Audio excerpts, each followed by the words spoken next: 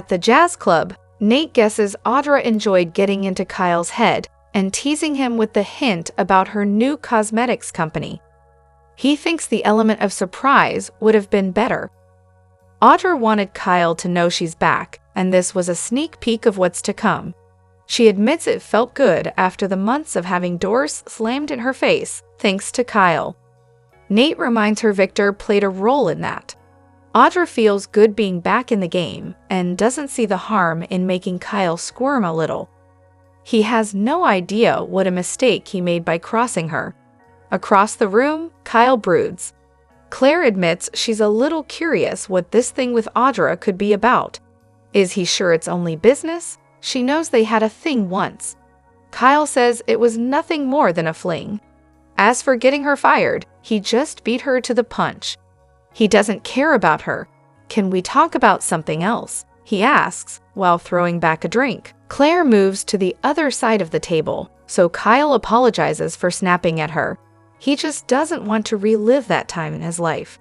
He made choices that weren't easy for him to forgive himself for. He'd like to forget the whole Glissade debacle ever happened. Claire understands, but it doesn't look like Audra's going to let him. At the other table, Audra complains that Nate's being a buzzkill. She should be able to flaunt her success to Kyle. Nate thinks she should be more concerned about this job. She's walking into the lion's den, and Victor Newman is the lion. She insists she can handle what Victor throws at her. Nate says if she was sure about this, she wouldn't have waited to tell him about it. Audra denies she has any doubts. Audra fumes that he will toast her future herself. Here's to me. Nate grabs his glass. I'll drink to that. Audra vows she'll outmaneuver all the cosmetics companies. Nate has a word of caution. Victor may be using her to get to Jack. She remembers how that played out last time, doesn't she? Audra will make sure she's protected when she signs her contracts. All she cares about is succeeding. Nate has every confidence in her and none at all in Victor. Audra assures him she's all over this. It's her time now. At Kyle's table, he tells Claire that Audra will blow a lot of smoke about competing with Jabot, but she'll crash and burn like she always does. He wants to focus on them and shares that he and his dad had a big win at Jabot today. She asks what it was. He can't talk about it right now. She warns him not to do this again.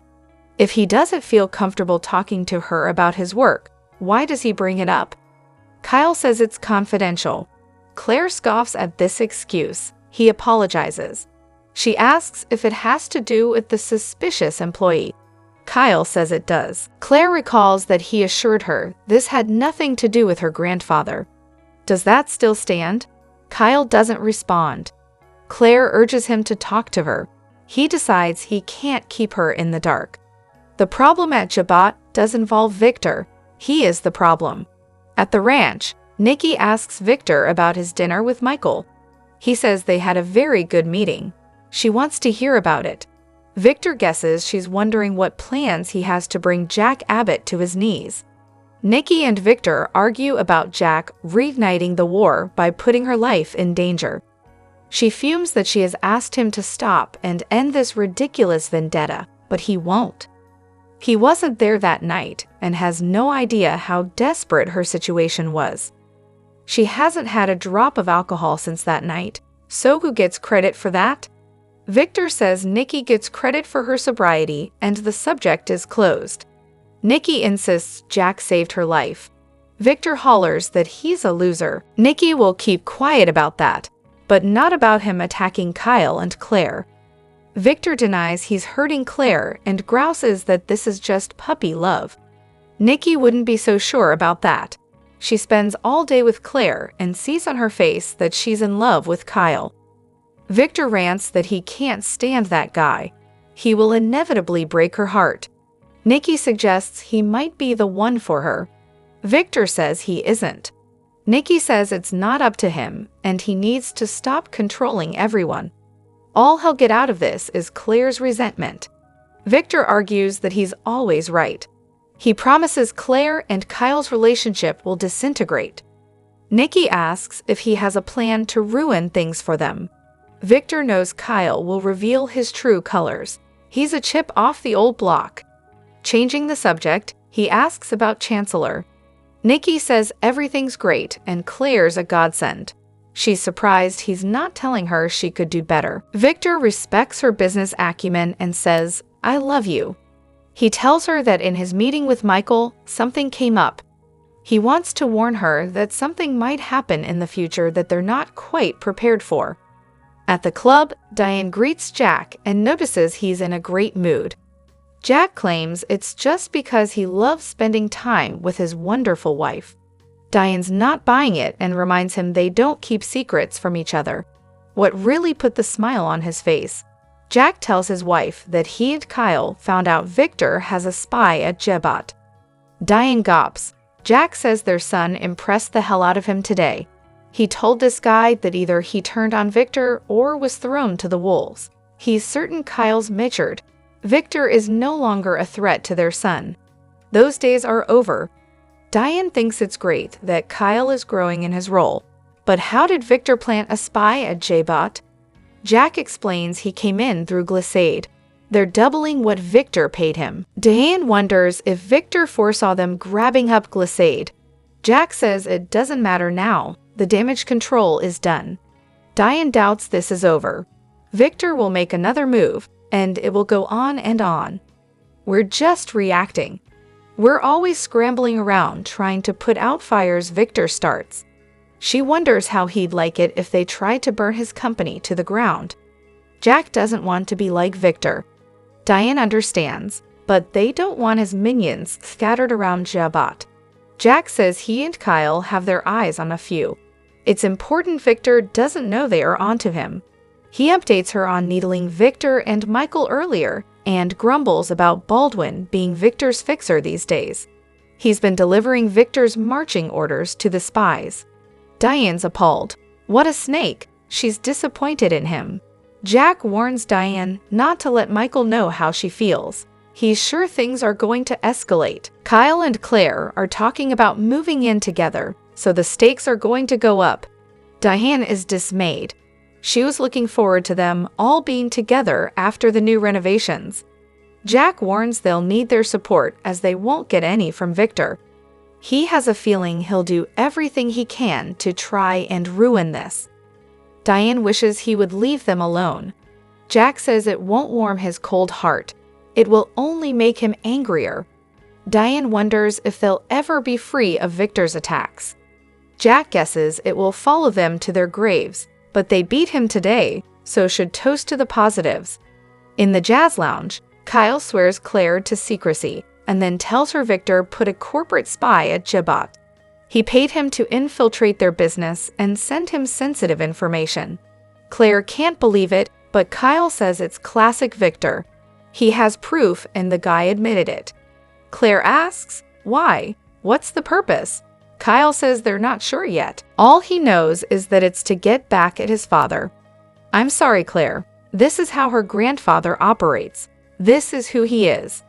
Claire downs a drink and notes he's been warning her that Victor's a terrible person. This is hard and upsetting to her. Kyle assures her they're dealing with it, so it won't end up being a big thing. He takes her hand and leads her to the dance floor. Across the room, Audra tells Nate she almost feels sorry for Claire. She's staring at Kyle with big trusting doe eyes and hanging on his every word. It's never going to work out with him. Nate asks, why would it matter to you one way or the other? Watching Kyle and Claire dance. Nate says, they look happy to me. Audra muses, we'll see. Nate asks why she's worried about this couple. She's not, it was just an observation. She suggests they dance. Once they're on the floor, Audra shoots a look at Kyle. At the ranch, Victor tells Nikki he's concerned that Aristotle Dumas might be aiming for Chancellor. He asks if there have been new hires or employees asking a lot of questions. She says no, and asks what makes him think he's coming after Chancellor. Victor says Billy Abbott. He explains that he's been in contact with Dumas, but he can't be interested in his ridiculous startup. Nikki knows Billy would like nothing better than to get his hands back on Chancellor. She wants to tell him they know what he's up to, but Victor warns that would be a mistake. Not now. Nikki can't understand why it's a bad idea to put them on notice. Victor says they haven't made a move yet. Dumas has to be after bigger fish than Billy's media company, and that would be Chancellor. Hello everyone, welcome back to my channel, Pulse Canvas. It's me, Julie here. I hope everyone is having a wonderful day. Keep watching, so let's dive into today's video. The Young and the Restless spoilers reveal that Summer Newman's Kyle Abbott obsession could be the real threat to Claire Newman's future with him.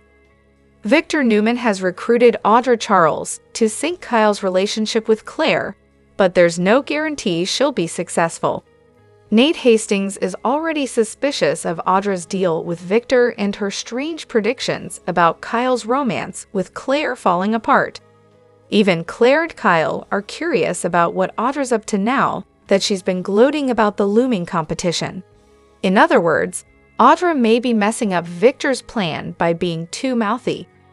It feels like Audra is dropping too many hints that could come back to bite her.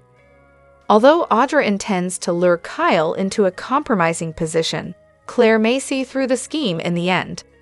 That's especially true since Kyle gave Claire updates on Victor's Jabot spy games in my and ours April 18 episode. Claire is starting to see what her grandpa's capable of, so she may ultimately realize Victor's angle and blame him along with Audra for carrying it out.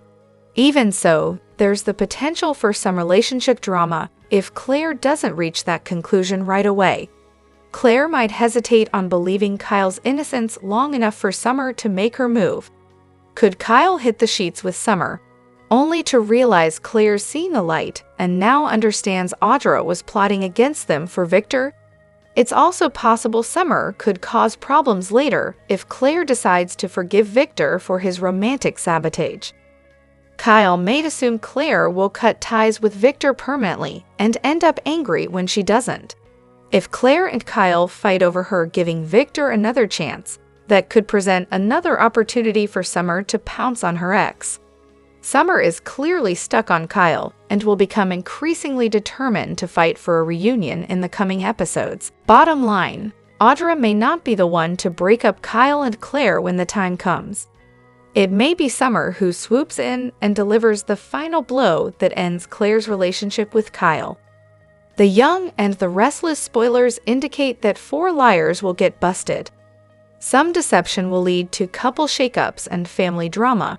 So let's talk about which lying characters will get caught and the life changes they'll face. Now that Audra Charles has decided to accept Victor Newman's offer and ruin Kyle Abbott's relationship with Claire Newman, there's going to be trouble. Audra is trying to convince herself that she can pull this off, but her agreement with Victor is a disaster waiting to happen. Since Audra is lying to Nate Hastings about the true nature of this deal and the dirty moves she's about to make, she could set herself up for heartbreak.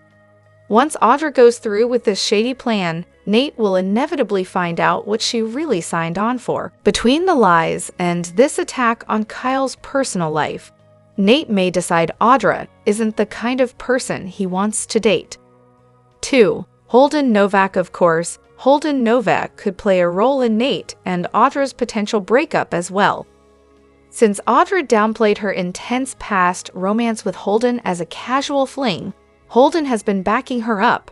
However, it's clear that Holden is still very into Audra and would like to reunite if possible. At some point, Nate may find out Audra and Holden's history was more passionate and powerful than they've been letting on. That could crush any hope Audra might have of salvaging her relationship with Nate, so she may not be pleased if Holden lets the truth about their past leak. Holden, on the other hand, may think it's time to go all in on winning Audra back.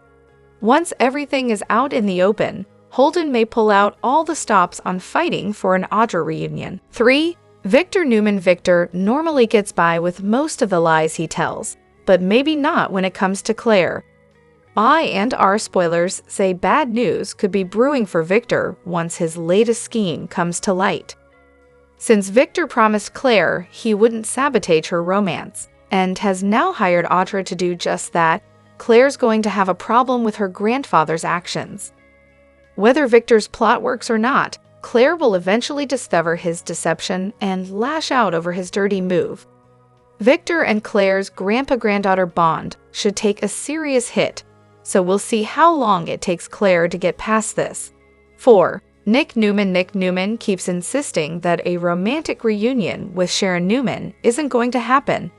Based on everything we've heard from Nick so far, he thinks he's fine being friends and co-parents with Sharon.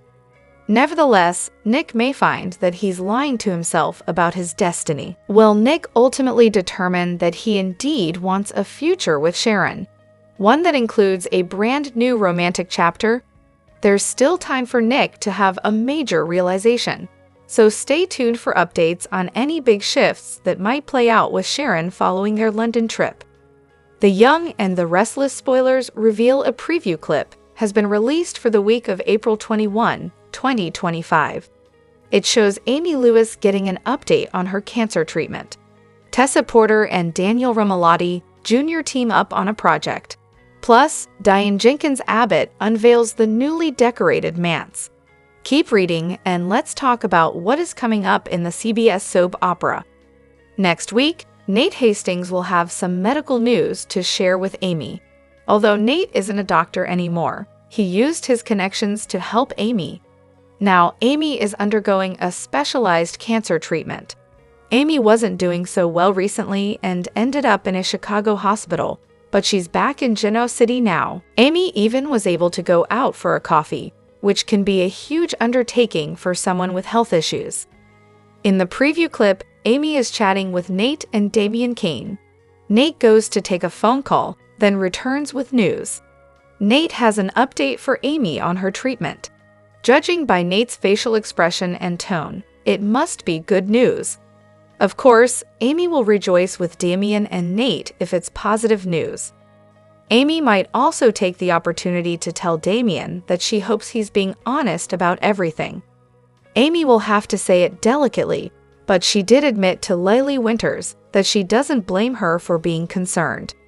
The Young and the Restless spoilers reveal that at Society, Daniel and Tessa will do some more bonding. These characters became unexpected friends following Heather Stevens' death. In the preview clip for the week of April 21, Tessa asks Daniel if there is anything he's wanted to do that he just didn't have time for. That is when Daniel gets an idea, but he can't do it alone. Daniel tells Tessa that he needs her help with this new project. There are no clues as to what this project could be. However, it sounds like it might be fun. Over at the Abbott manse, Diane is finally ready to show everyone what she has done with the house. Jack Abbott and Kyle Abbott are escorted inside with their eyes closed.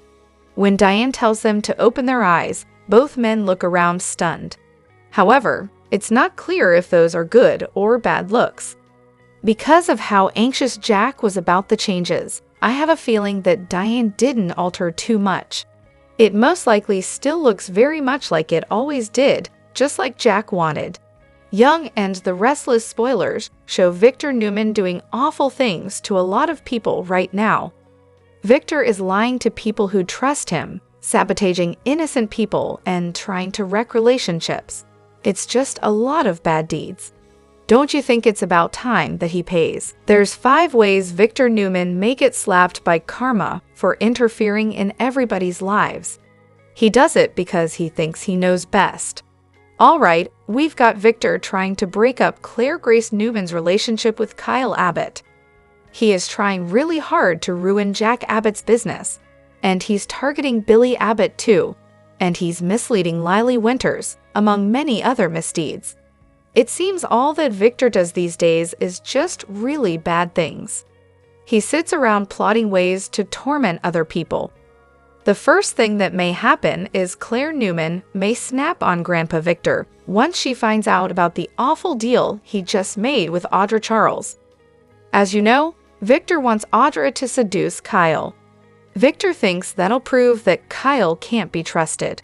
Her grandpa wants Claire to be disgusted with Kyle, but that may blow up in Victor's face. Soon, Claire may realize that Victor is the one she can't trust on Young and the Restless. Claire is really grateful that she finally has Victor and Nikki Newman in her life. She's thankful her parents and the whole Newman family forgave her. After growing up with psycho Jordan Howard, of course, Claire wants Victor's approval. And she's really glad that Victoria Newman and Nikki and the family embraced her after she plotted against them. But once Claire finds out how far Victor went to sabotage Kyle, she could hit her breaking point. Nikki already warned Victor that Claire could wind up resenting him. But as always, Victor thinks he knows what's best. Once the Audra plot is revealed on Young and the Restless, Claire may stop talking to Victor. She may even cut him out of her life, at least for a while, to teach him a lesson. After living with Jordan manipulating her all of her life, Claire won't tolerate her grandfather doing the same thing. So this Audra scheme may just be one step too far. It may push Claire to her limit, and she may never look at Victor the same way again on Young and the Restless. The second way that Victor might face karma is from Victoria and Nikki. His daughter may rant at Victor for pushing Claire away, and if her daughter takes a step back from the family, she'll be upset. Already, Victoria has been reminded of the ways that Victor undermined her over the years. So I believe that Victoria will take Claire's side on Young and the Restless. Not just because it's her daughter, but because Victoria has dealt with Victor's meddling for her entire life. Remember when he had Victoria arrested on her wedding day because he thought he knew better? Victor has no problems going to extremes.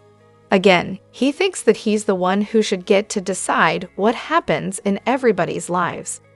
So he did the same thing to Victoria that he's doing to Claire, and that might push Victoria too far. She may also turn her back on Victor and put him in timeout for a while. Plus, if Victor's antics mean Claire and Victoria step back from the grandparents, Nikki may have a few things to say.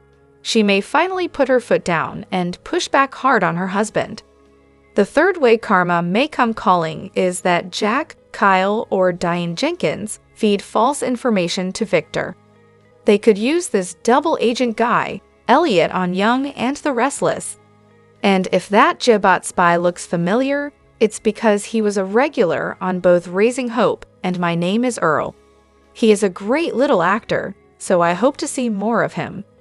Now, Kyle blackmailed Elliot into being their spy against Victor, so this could get really interesting. They could have Elliot tell Michael Baldwin about a new product, or some kind of supply thing they need. If he reports it back, and Victor invests based on the bad info, that could be a big score for the Abbotts. Our Young and the Restless spoilers say that this week, Jack and Diane are cooking up plans to deal with Victor's sabotage. Ultimately, they could do something to cause Victor to lose millions of dollars in some sort of bad investment. Jack and Diane are pretty much at their limit with Victor and his endless vendettas. He's trying to destroy Jabot. He's going after Billy and his new company. Plus, Victor keeps targeting their son, Kyle. If Victor paying someone to spy on Jack causes him to fall for bad info and lose a pile of money, that would be karma. The fourth way karma might come calling for the mustached is from Lily and the whole Winters family. They may turn on Victor because of all this craziness. The lies about Dumas that Victor told Lily may catch up with him once the guy comes to town. On Young and the Restless, lots of info is going to spill about Victor. Since Dumas has a history with him, the mystery man may drag some shocking info into the light. Once it all comes out, the Winters may wash their hands of Victor. Now, Lily, Nate Hastings, and Devon Hamilton may be done. Plus, Abby Newman might take Devon's side out of loyalty to her husband. Once the truth comes out, Abby might be another Newman who turns on Victor because he's gone too far.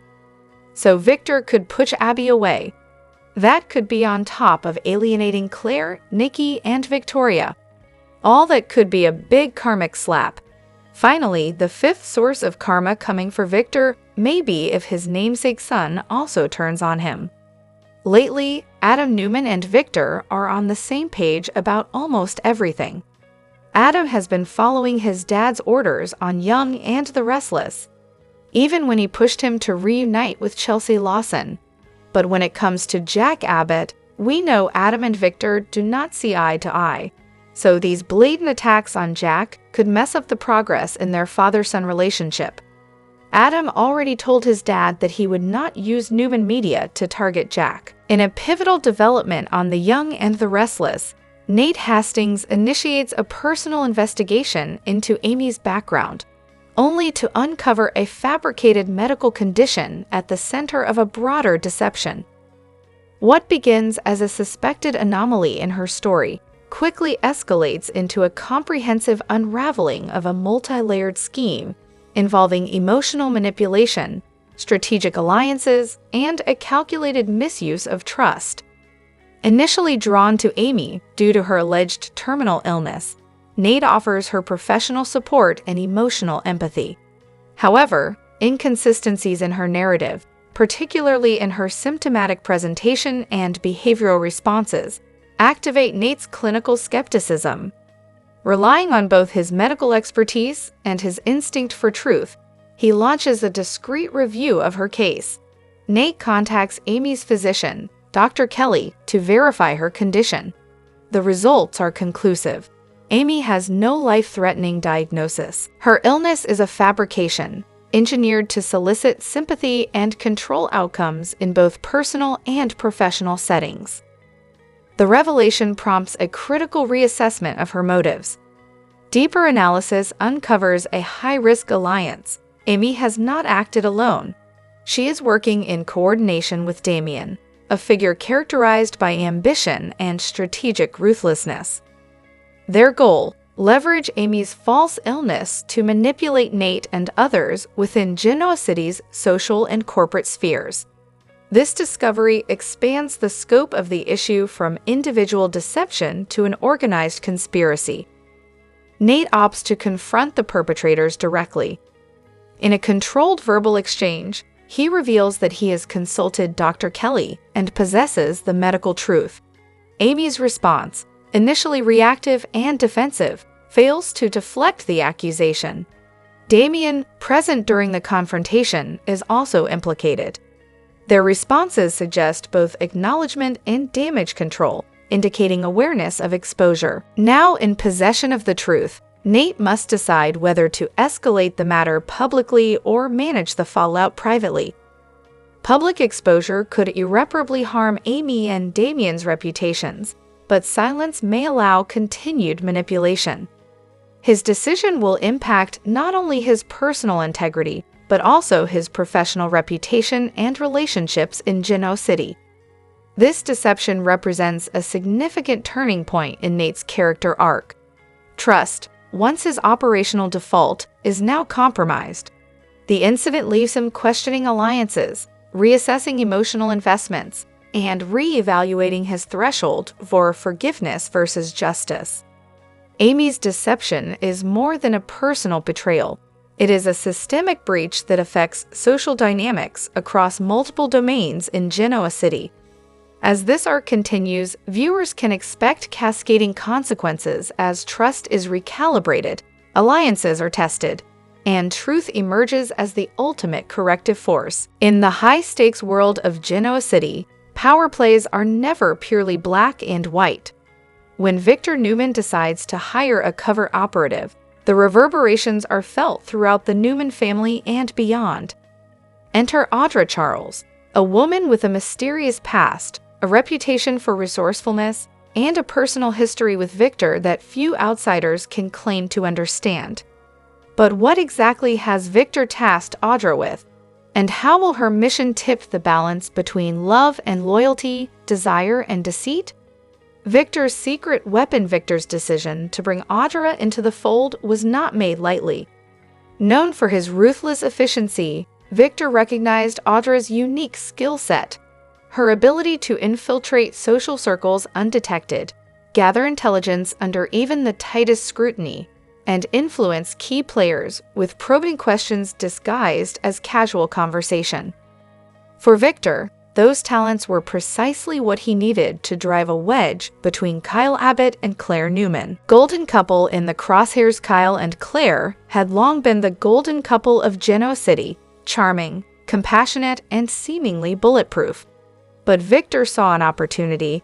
If he could isolate Claire, sow seeds of doubt, and push Kyle to his breaking point, he could reclaim control over the family legacy. Kyle and Claire, meanwhile, were caught up in their own dreams. After months of late nights balancing careers, Kyle with the family business, Claire at Chancellor Winters, they began to entertain the idea of moving in together. To them, it was the next logical step. Solidify their bond, provide stability, possibly start a family. The thought of waking up side by side, debating paint colors and furniture choices over morning coffee, filled them with warm anticipation. Claire's unease, yet even as they planned their future, ominous winds were gathering. Claire, fiercely loyal to her grandfather, felt an unease she couldn't shake. Why was Victor suddenly so invested in her love life? Why did he press her to delay moving in? Why did his smiles feel laden with ulterior motives? She shrugged off the anxiety at first, attributing it to ordinary familial concern. But as Victor's questions grew more pointed, offering veiled warnings and probing her intentions, Claire sensed she was being manipulated. Hovering on the fringes of this brewing storm was Holden Novak, a dashing newcomer whose magnetic presence had already turned heads at the Genoa City Athletic Club. With his easy charm, subtle confidence, and penchant for late-night conversations, Holden quickly became an irresistible figure in local society. Rumors whispered of a tragic past that drove him toward risk and excitement. But he carried himself with such grace, few pressed too deeply.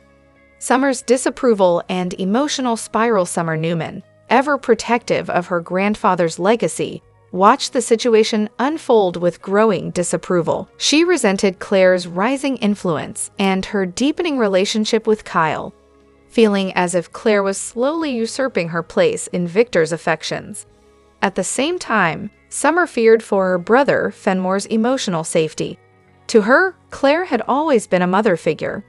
Now, she was positioning herself as a future matriarch of the Newman name. When Summer caught wind of Claire's moving plans, her emotions spun into a frenzy of jealousy and defiance.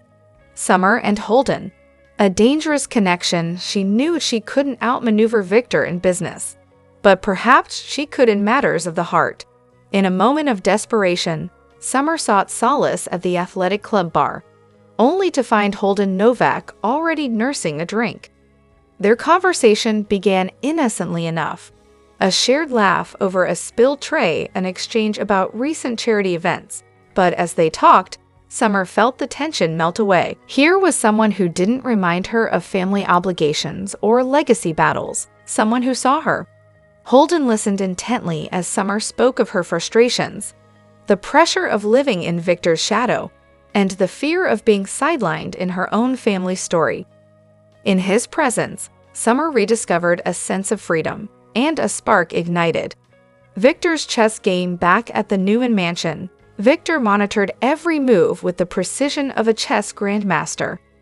Audra Charles reported on Claire's conversations, Kyle's business calls, even Summer's clandestine visits to the club. Each piece of intelligence gave Victor new leverage, but also fueled his anxieties. Would his plan succeed, or would he inadvertently push the next generation into rebellion? The grandfather's plot. Victor's decision to hire Audra wasn't just about concern. He saw Kyle and Claire's relationship as a threat, a bond that could solidify a new era beyond his control. Audra's mission, probe Kyle's devotion, stir insecurity, and Claire's heart report back every whisper, glance, and misstep. Her influence was subtle, but it worked. Doubt crept in. Claire's awakening. At first, Claire chalked up the tension to normal meddling. But Victor's tone changed. His concern shifted to interrogation.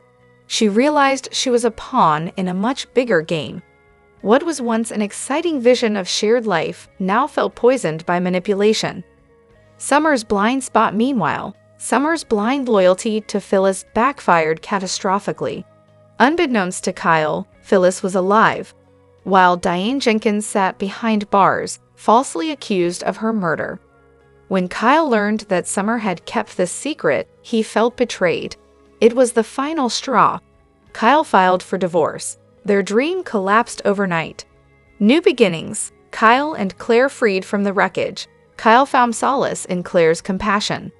Fenmore embraced her as a surrogate mother. Jack Abbott supported Kyle's move into Claire's home.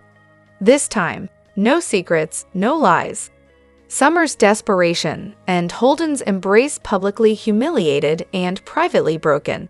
Summer clung to the one connection that still felt real, Holden. Their late-night talks deepened.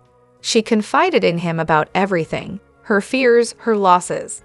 Holden offered what no one else could, genuine empathy. In his arms, Summer glimpsed a new beginning. A shadowed question, but just as their bond intensified, a stranger approached Holden in a dim hallway.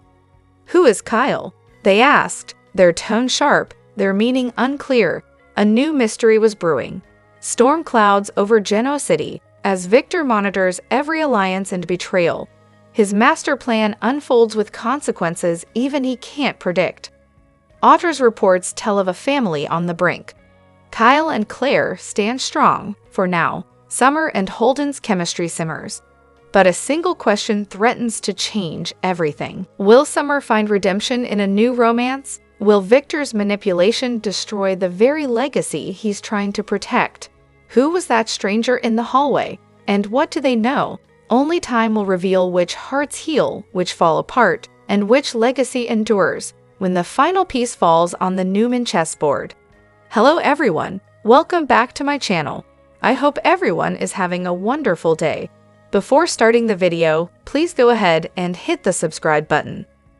We've noticed a pattern recently. When Young and the Restless need something to happen besides Victor plotting this or that revenge, or characters talking business to the point that we feel like we should be on the payroll, it introduces a psycho or two. Consider, we went straight from Ian Ward and Crazy Aunt Jordan's reign of terror to Martin's. The storylines were so back-to-back that Sharon had scarcely recovered from one kidnapping when she was abducted again. What does this tell us? We are likely to be getting another screw-loose villain sooner than later. In fact, it has us suspecting that Ian Ward will be back on the scene by the end of May. But head writer Josh Griffith seems to like making up baddies with ties to the canvas about which we knew nothing.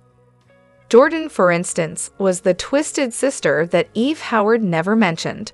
And Martin is the evil twin of Alan Laurent, who was such a dear friend of Ashley's that in all the years she knew him, she never so much as uttered his name. That being the case, who might be next to roll off the big bad assembly line? We have a few semi-educated guesses. With Jordan pushing up daisies, Ian is going to need a new sidekick, someone he can really trust.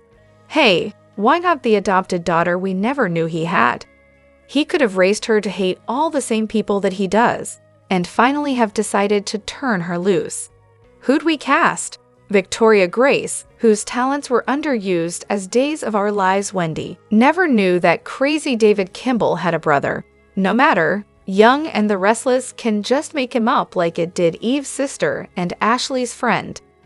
If Howard came to Genoa City, his first order of business would be trying to exact payback on Christine and Danny for their part in David's demise. Who'd we cast? As the world turns Emmy winner Michael Park.